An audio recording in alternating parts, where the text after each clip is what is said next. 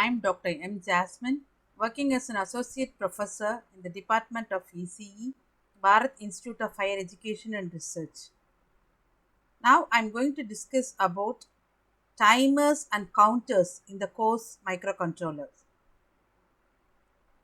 Topics covered will be: first, we'll see about the registers used in the timer, then about the timer mode register in detail, and through an example program we can see the time period calculation, then the different modes of timer, that is timer mode 0, mode 1, mode 2 and mode 3, and after that we'll discuss about another register, that is the timer control register, then finally counters and counter programming. Microcontroller has two 16-bit timer and counter. So it is named as timer 0 and timer 1. So whenever it is used as a timer, the job of the microcontroller is to count the internal clock pulse. Whereas when it is used as a counter, it is used to count external pulses. So the maximum count rate is 1 by 24th of the oscillator frequency. So the registers used in the timer, that is for timer 0 we have high register TH0 and low register TL0, and similarly TH1 and TL1 for timer 1. Then we have the timer mode register and timer control registers. So all these registers are 16-bit registers and they store the time delay as a timer. And in order to count the number of events, it will be acting like a counter. Next, this is the timer 0 register and timer 1 register. For TL0 is going to be an 8-bit register, again TH0 is again going to be another 8-bit register. The same is replicated for the timer 1. So we'll move on to the timer mode register. So this is the format for timer mode register, so in which 4 feed bits are allotted for timer 0 and the other 4 bits are allotted for timer 1. The first one is M0 and M1, which will determine the mode of operation, and next whether we are making that register to act as a timer or counter. It depends upon the value of the bit C/T. To control the whole operation, we have the gate. So we'll see in detail about each and every field. So first is that the gate. So whenever this gate bit is high, the timer will run only when the external interrupt 1 is high. When this bit is clear, the timer, when gate is equal to 0, the timer will run regardless of the state of the interrupt 1. Then counter/timer, when the value of this bit is low, it will act like a timer, and when it is high, it will act like a counter. Then mode bit, that is we have 2 bits allotted for the mode.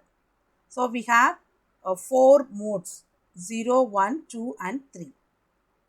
The same one only for gate 0, C/T0, timer 0 mode 1, M1, timer 0, M0 will have the same functionality as of the timer 1. So first is C/T. If the value is 0, it will act like a timer, that is the clock, we call it as the machine cycle. Then for counter, the clock will be provided by the TX input pin. Then we have the different modes as I told. First mode 0. So in mode 0, the timer will act like a 13-bit timer. That is THS will hold 8-bit value and TLX will store 5-bit value. Then this X means it may be for timer 0 or timer 1. In general, we are representing by the variable X.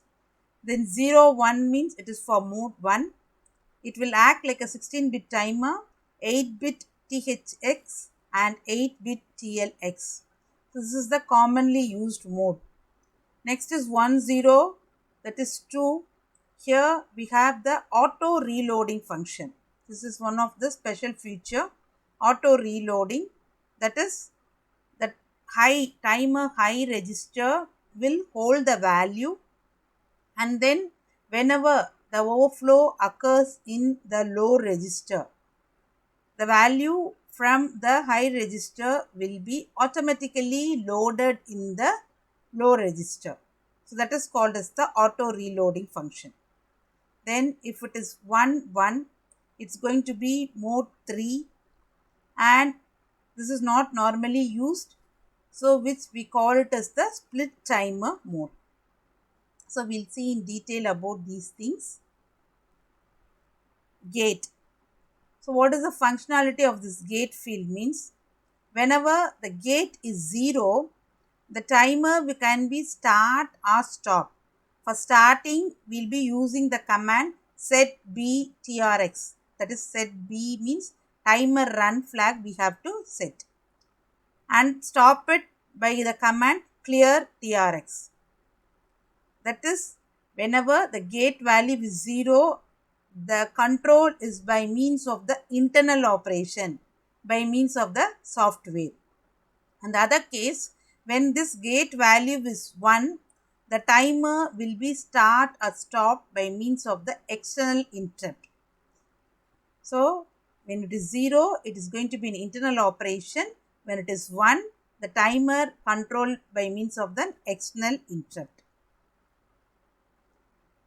So next, through an example problem, we can calculate the time period. So timer's clock frequency and its period for various 8051 base system with the following crystal frequency. So crystal frequency, first one is 12 megahertz. So the time period will be 1 by 12th of clock frequency. 1 by 12th of clock frequency. So 1 by 12 into 12 will become 1. So here 1 by 1 megahertz. So which is nothing but the 1 microsecond. That is, for each and every clock pulses, when we are counting it, it will take 1 microsecond delay.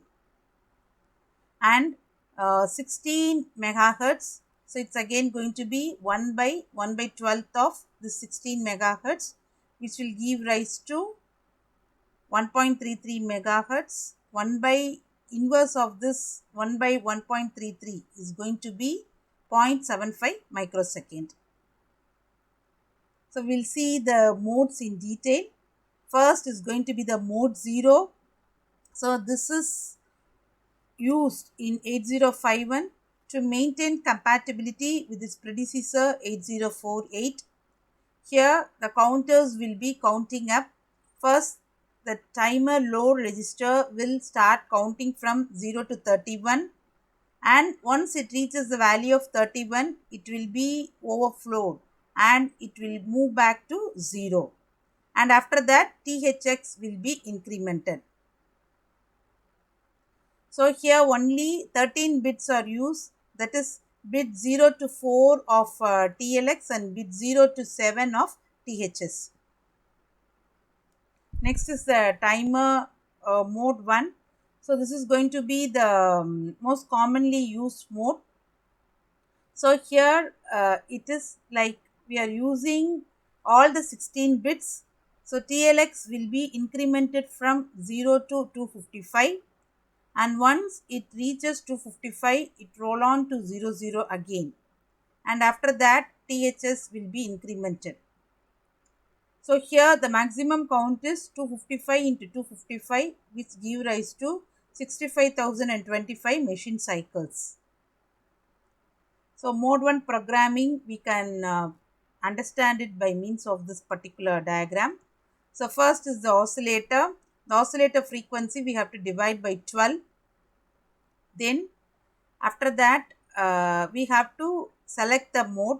For timer, your C slash T bar should be equal to 0. Only if that value is 0, it will act like a timer. Then we have to start the timer by setting up the run bit, timer run bit.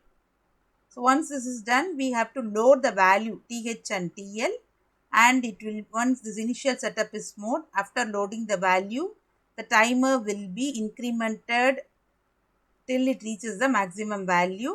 Once it reaches the maximum value, the timer overflow flag will be set and it will be rolled back to 0.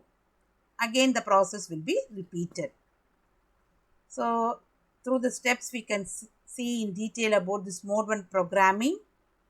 So for 16-bit timer, it will allow the value of 0002 FFFH. So that will be loaded in the timer's registers TL and TH. Then after loading that, we have to start the timer, which is done by the command setb tr0 for timer 0 and setb tr1 for timer 1. So now when the timer is started, the count value will be counted up. It will count from 00002 to FFFH. Then once that high value is reached, the timer is stopped by using the command clear tr0 or clear tr1. Then after it reaches the limit, it rolls over in order to repeat the process, and again the value will be loaded in the TH and TL register. So this is how the programming of the timer in mode 1 will happen. To understand it clearly, we can take an example program and analyze it. So this program we have to analyze. So the main purpose of this program is that to create a square wave of 50% duty cycle. 50% duty cycle means it will have an equal portions of high level and low level on the P1.5 bit and the 5th bit of the port 1. So now the timer 0 is used to generate the time delay. So for that, first thing is that we have to first make the timer in mode 1. For that, I am giving the command move tmode comma #01, meaning the timer will be set in mode 1. Mode 1 in the sense it is going to act like a 16-bit register. Then the value. So the value here we are assuming that F2 will be loaded in TL0 and FF will be loaded in the high register. Then the clock pulse, that is the we are going to create in the 5th pin of port 1. Then this one, it's going to be having the equal high and low. So that can be done by toggling. So toggling means first you will have a high level, then low level, then high level, like that. For that, the instruction used is CPL, complement logic P1.5. Then this will cause the toggling, which will give rise to equal high and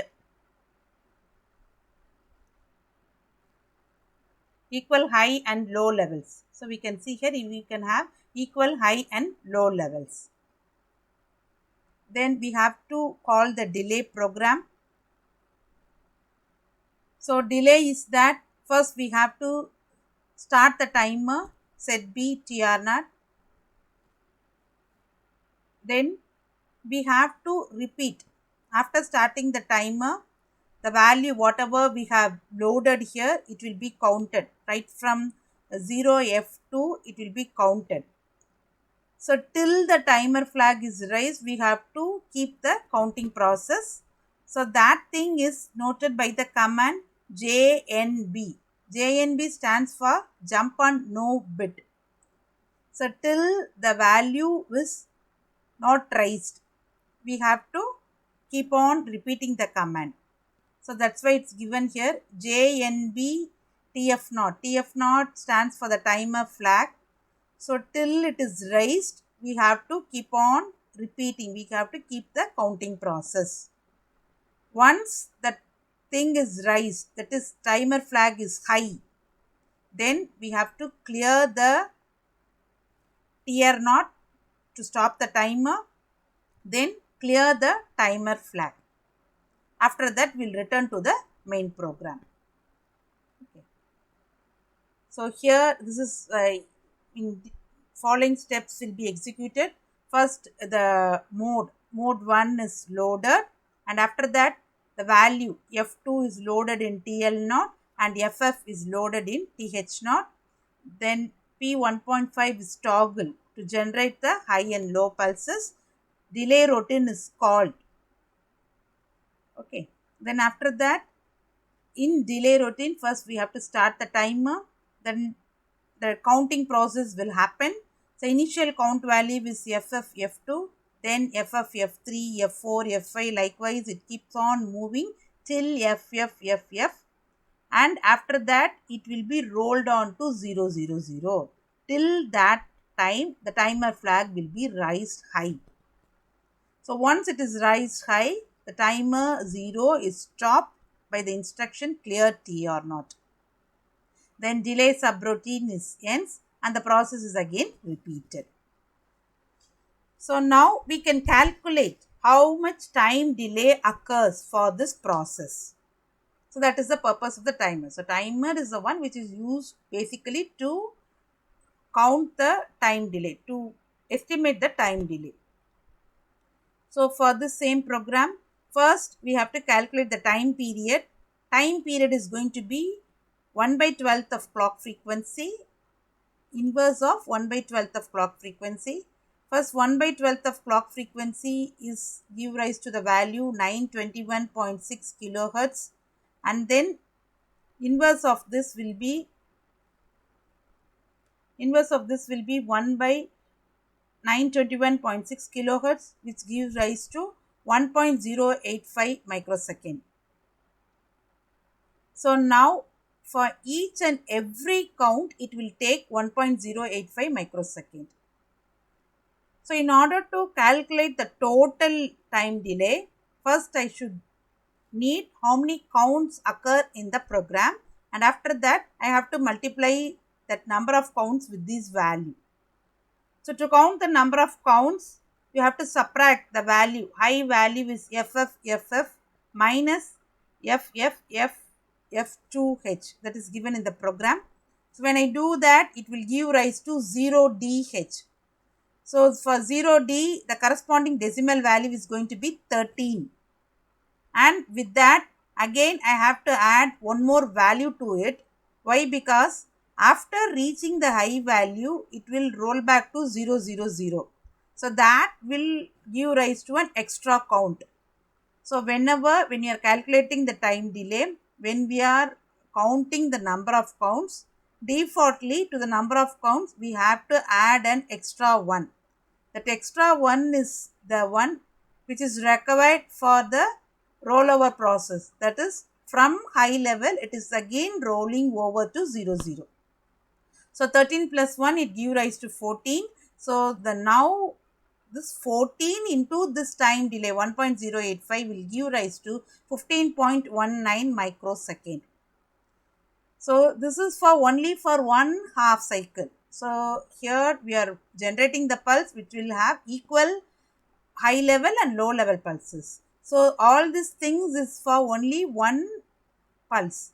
So for two things, for when we want to consider both high level and low level, the entire period, it will give rise to T is equal to 2 into 15.19 microsecond. So it will give rise to 30.38 microsecond. So this is how we will be calculating the time delay required for any particular task. So next is the timer mode 2. Mode 2 operation is same as mode 1, only with we have the auto reloading function. So here the THX will hold the reload value, and whenever TLX starts counting up, it reaches the maximum count. Now instead of resetting to 0, it will be reset to the value stored in the THS. So we can understand it better by means of this diagram. The same way here the crystal oscillator frequency will be divided by 12 to calculate the time period, and then we have to skip the mode as c/t is equal to 0, start the timer.